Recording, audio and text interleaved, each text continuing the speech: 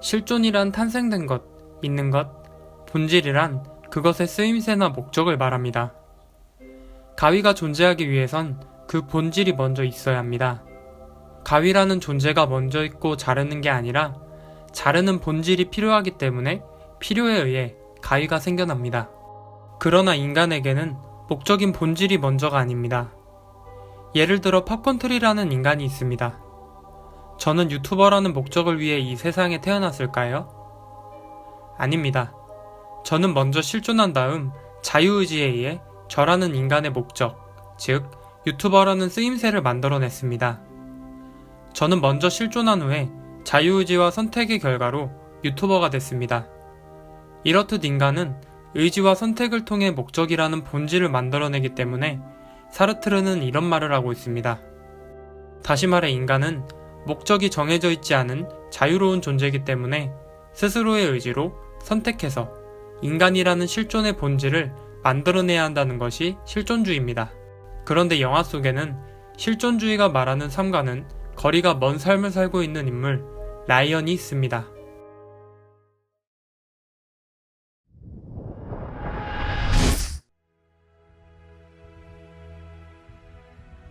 라이언은 딸을 잃었습니다. 그녀는 딸이 죽을 때 하던 일만 계속 반복하는 삶의 의지가 없는 인간입니다. 그런 그녀의 상태를 표현하는 게 대사 없는 라디오를 들으며 목적지 없이 자동차를 타고 정처 없이 다니는 일입니다. Anything. I don't care as long as I don't talk. I just drive. Where are you driving to? I just drive. 그녀는 어떤 선택도, 어떤 의지와 목적도 없이 그냥 자동차를 몰고만 있을 뿐, 의지를 가지고 선택과 목적을 만들어내는 실존하는 인간과는 거리가 먼 인간입니다. 실존주의와 거리가 먼 라이언을 이해하기 위해서는 영화에서 표현하는 소리와 중력, 그리고 관성이 어떤 의미를 가지고 있는지 한번 생각해봐야 합니다. 이 영화의 진가는 소리의 연출에 있습니다. 영화가 시작하면 아무것도 들리지 않는 우주의 죽음 속에서 소리가 들리기 시작합니다. 그 소리는 인간이 내고 있는 소리입니다. 영화에서 소리는 생명의 연결을 상징하는 장치입니다. 무전 소리는 600km 상공 죽음을 상징하고 있는 우주에서 생명을 상징하는 지구와 연결해주는 보이지 않는 끈입니다. 매트는 휴스턴과 엄청난 수다를 뱉어내며 음악을 켜고 다니는데요. 죽음의 우주에서 계속해서 소리를 채우는 행위는 생명의 끈을 놓지 않으려는 행위입니다. 영화에서 죽음이 다가오면 소리가 사라집니다.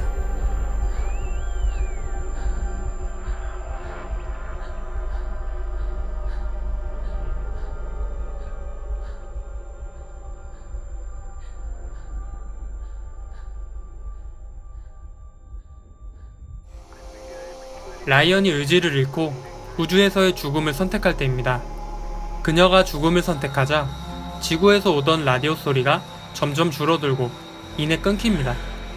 소리가 완전히 단절된다면 그녀는 생명과의 연결을 상징하는 소리, 그것과의 완전한 단절인 죽음을 맞이하게 될 겁니다.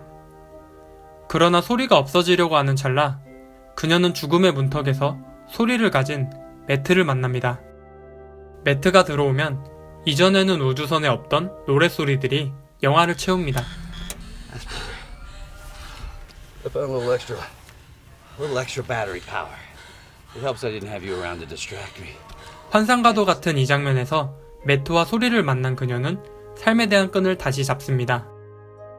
지구에 도착한 그녀를 비출 때 들려오는 소리에 집중해보세요.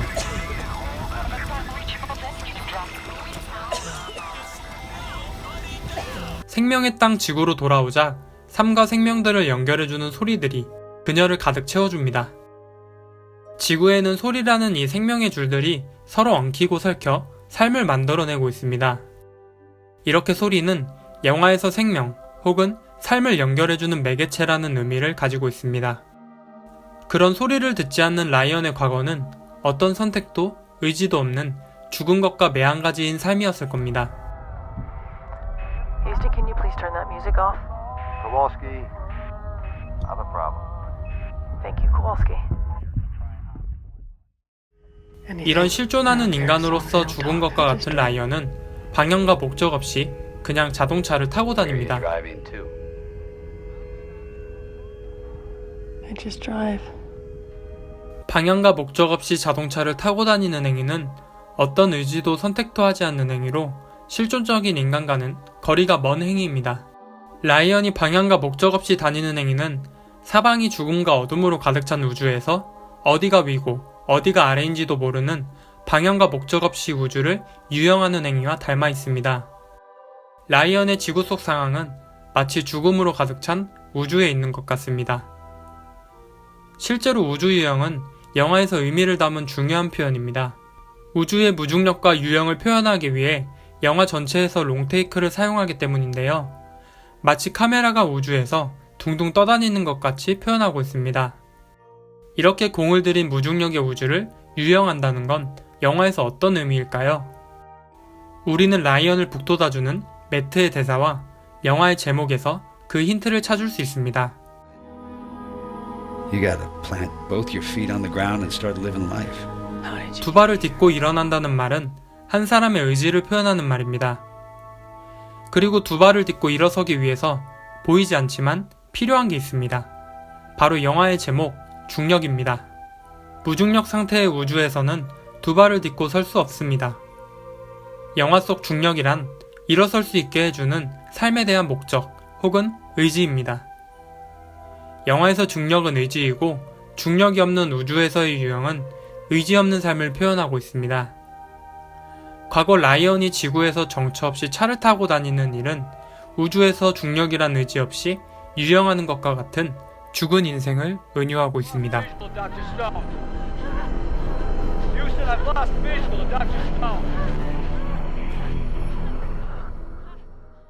관성은 실존주의에서 가장 경계하는 성질입니다.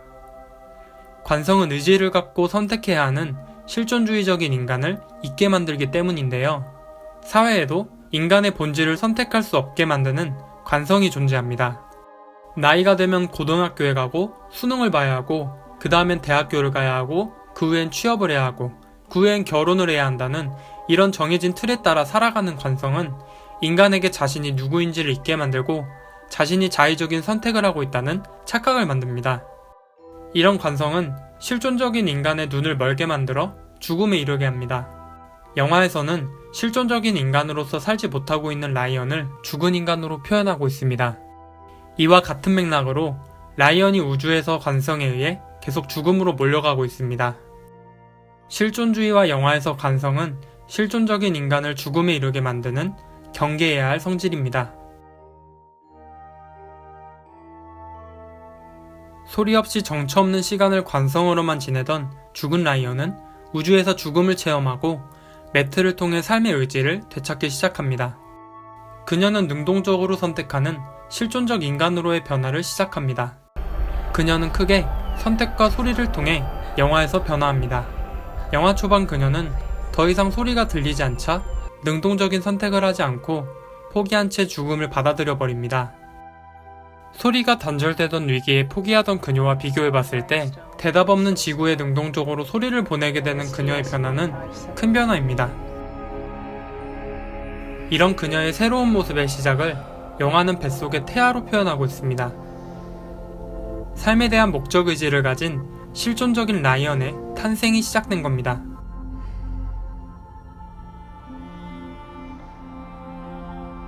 라이언은 생명과 어머니로 표현되는 지구에서 삶을 이어나가야 합니다.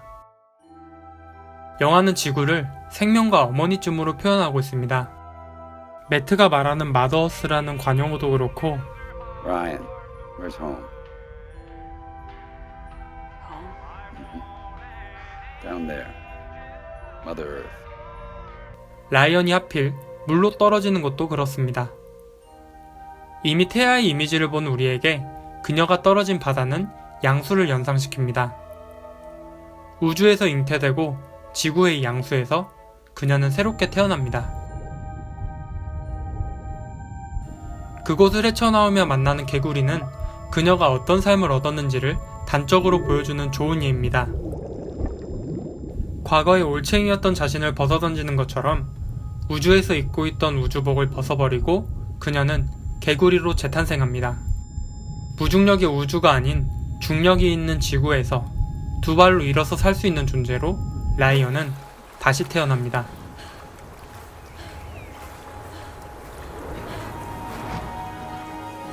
그녀는 이제 더 이상 소리 없는 라디오를 듣지도 정처 없이 자동차를 타지도 않을 겁니다. 그녀에게는 삶의 의지인 중력이 생겼고 이제 두 발로 서서 선택하고 목적을 만들 수 있는 실존적인 인간이 됐기 때문입니다. 영화는 의지라는 중력, 그것이 없는 삶을 지내던 라이언을 실존적인 인간으로 재탄생시킵니다. 영화의 제목이 죽음을 상징하는 우주도 삶을 상징하는 지구도 아닌 중력인 이유는 실존적인 인간으로서의 삶과 죽음을 가르는 가장 큰 요인이 의지라는 중력에서 시작되기 때문이 아닐까요? 스스로의 의지와 선택 없이 삶을 살아가는 건 암흑과 죽음으로 가득 찬 우주에서 죽어가고 있는 것과 마찬가지입니다. 의지라는 중력을 갖고 실존적인 인간으로의 재탄생을 말하고 있는 영화 그래비티입니다.